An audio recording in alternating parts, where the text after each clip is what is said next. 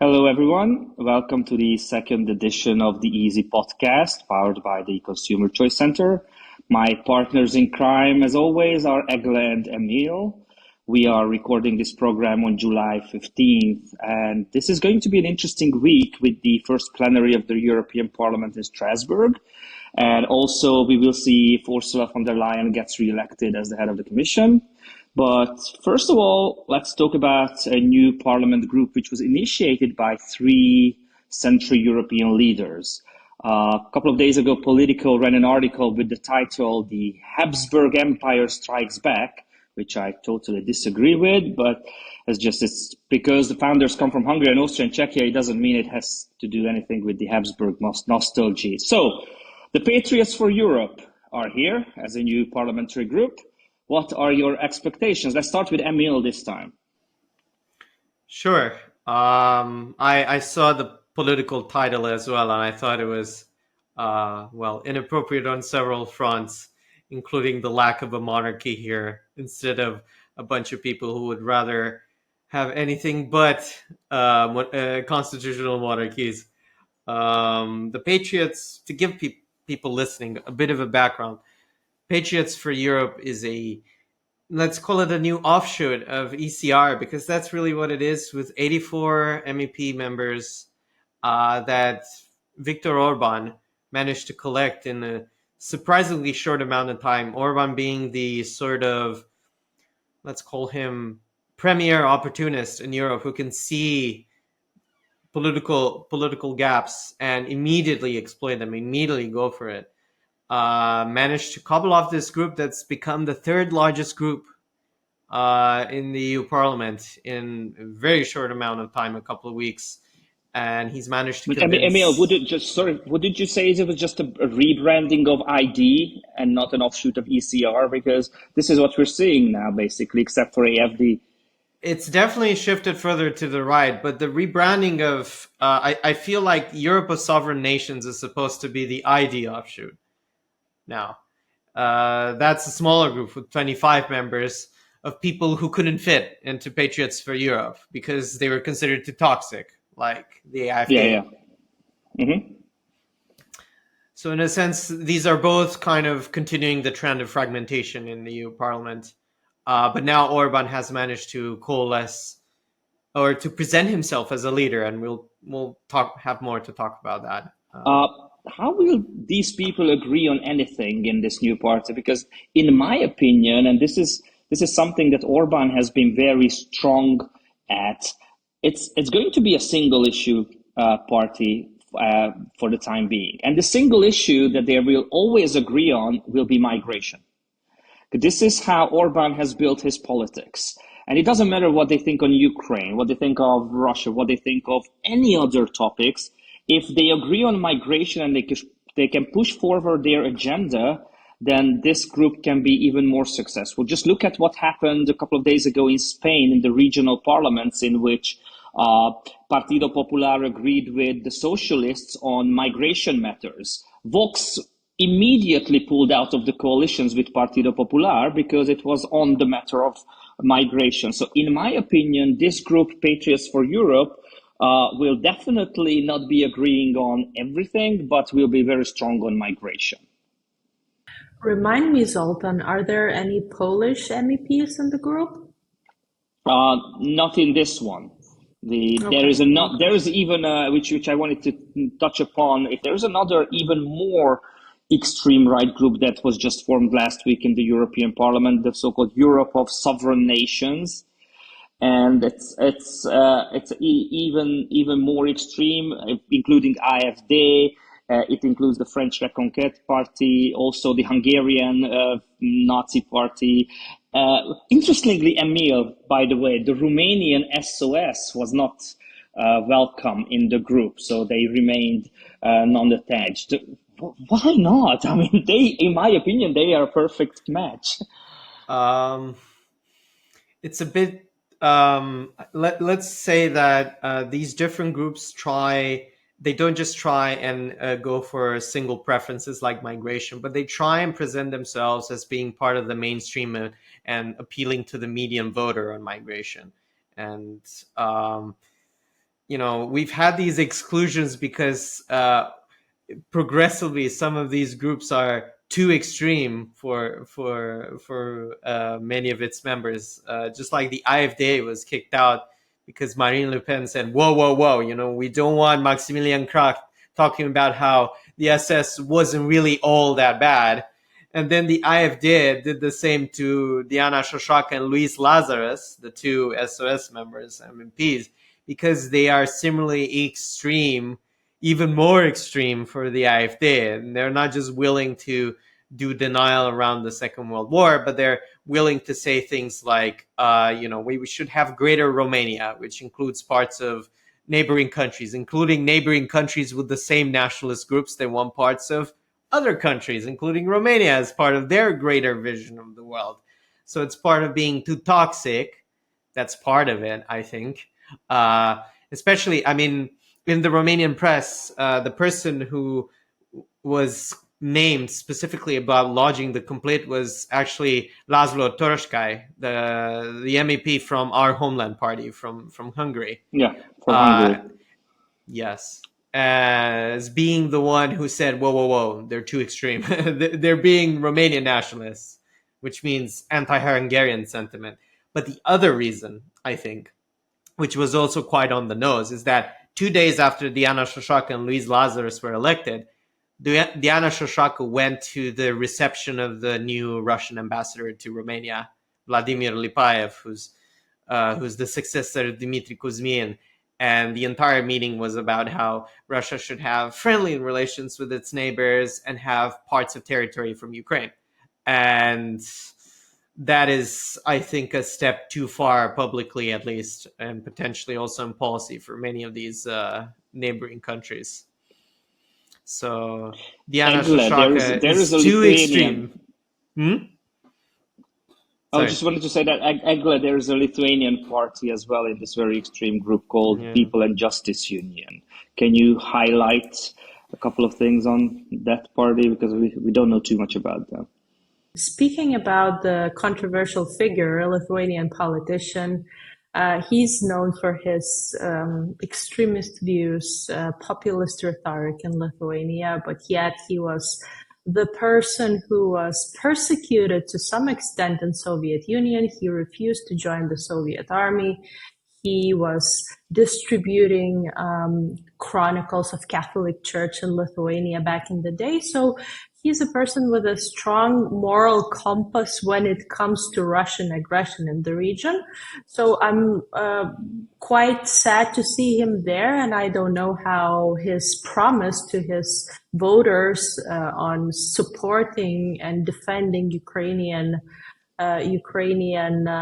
cause, so to say, will be possible in that group. But I understand he had no place to go. Yeah, probably so. How fragmented will the right be in the European Parliament? Because now we see the Europe of sovereign nations, Patriots of Europe. There is ECR, which was trying to shift towards the center. Why not a joint, unified right-wing group? For the same reasons you mentioned earlier. They want to focus on one issue, but they can't agree on any other issues, which means that they have 187 MEPs, but they won't have a single group. But they will probably vote en masse for anti-migration policy. But that's it. Not on Ukraine. Europeans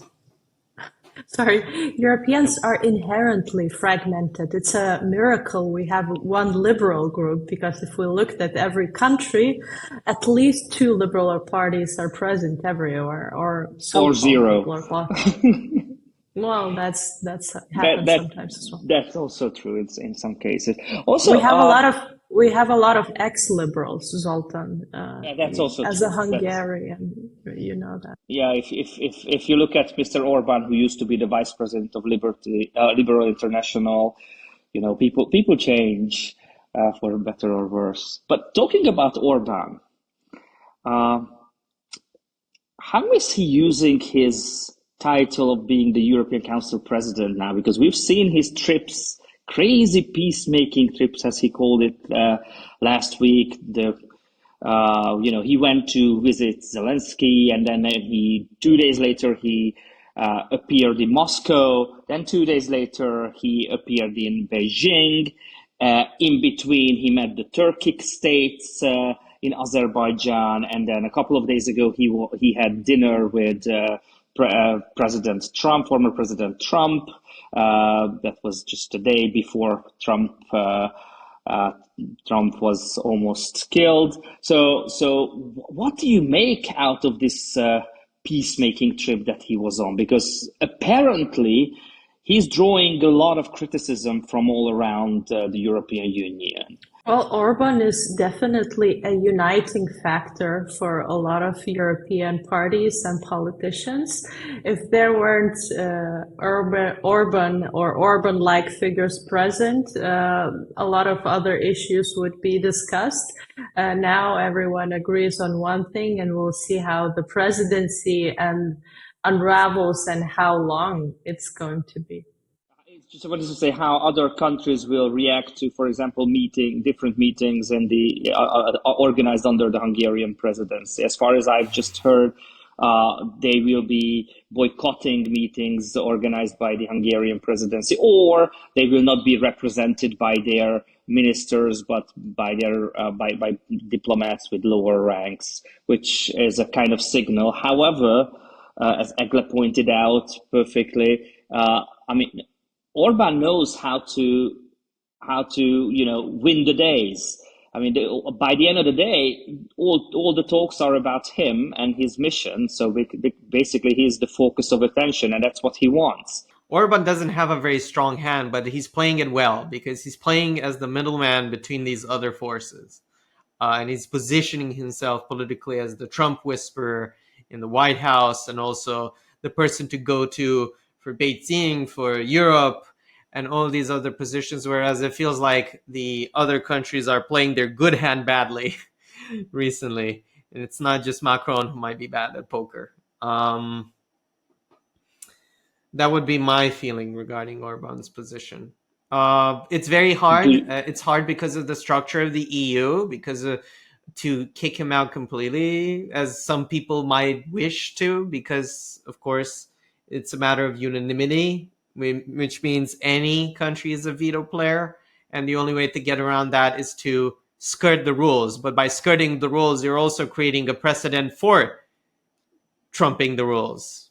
Pardon the pun. That is true, and that's what's holding a lot of people back. But again, just one more question regarding Orban's peacemaking mission and his whole role now in the European Union.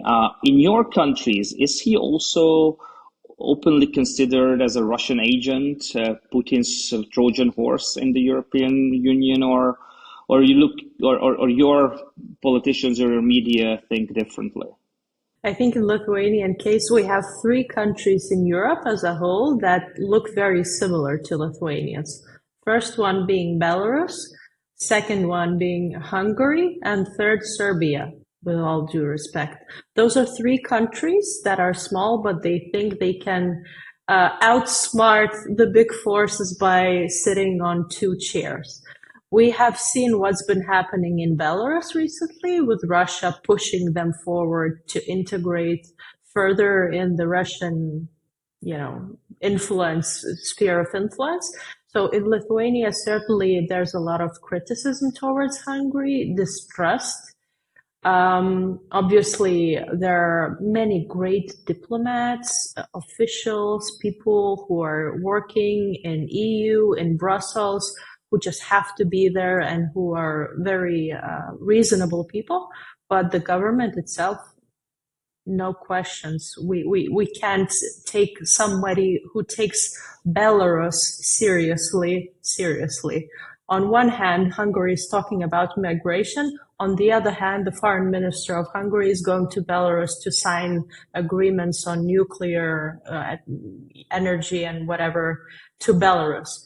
At the same time, us, Lithuanians and Poles, are suffering from Belarus conducted illegal migration at our borders. We can't take these people seriously. That's it. On our end, it feels kind of like a continuum among the two chairs people. Someone like Vucic in Serbia tilts or tries to tilt, in Romanian eyes, more towards Europe than actually other Serb parties. He's sent weapons to Ukraine. He hasn't declared that publicly, but he's done that, something that the other Serbian nationalists wouldn't have done. So there's a feeling that the Serbs are kind of more like Turkey. They're trying to do a balancing act politically. With Belarus, I agree with Egle. I mean, I would go farther and say that if you consider the Russia-Belarus Treaty of 1999, that Belarus's fate is essentially to not be a state, but to be part of Russia or the greater All Slav, East Slav Union that the Kremlin might imagine. So between the satellite that is Belarus and the sort of double-faced player, Hungary in Romania seems to be edging more towards Belarus now. Orban for years has been kind of riling up nationalism in Romania. He has this meeting every single year at Băile Tușnad, where he kind of announces to the Seke population the intention for nationalism. So there's really a sort of there's really a growing panic in Romania that he's really a sort of territorial revisionist in disguise that's just waiting for time. That's kind of the feeling here. Yeah. All right. We don't have too much time left, but we have a very interesting vote coming up in 3 days. So, predictions. It's prediction time. I don't know how good you are at lottery. Will Ursula get re-elected? I mean, if you look at the parties supporting her, EPP, SD, and Renew, the math would add up. However, there are already dissenting people in EPP and in SND, so she might need to have other votes from other places. So, in very short answers, yes or no? My gut instinct tells me no, because Ursula is not that good at lottery. She needs the support of the people that she let down, and the vote is secret, so there might be more more opposition behind doors to her than she thinks, especially given the Green Deal and how she kind of upset the EPP with that, and she kind of disappointed the Greens. She made no one happy. Egle? I think she will be reelected, and I think she's gonna get some support from the Greens. That's just a pure prediction, not based on any facts that I. Well, it can be based on the fact that she's been quite busy talking to the Greens in the past couple of days, so there might be some help coming from the Greens. So we'll see. So thank you again, Egle and Emil, for your insights. This was the second edition of the EZE podcast by the Consumer Choice Center. Take it easy and see you next time. Bye-bye. Bye.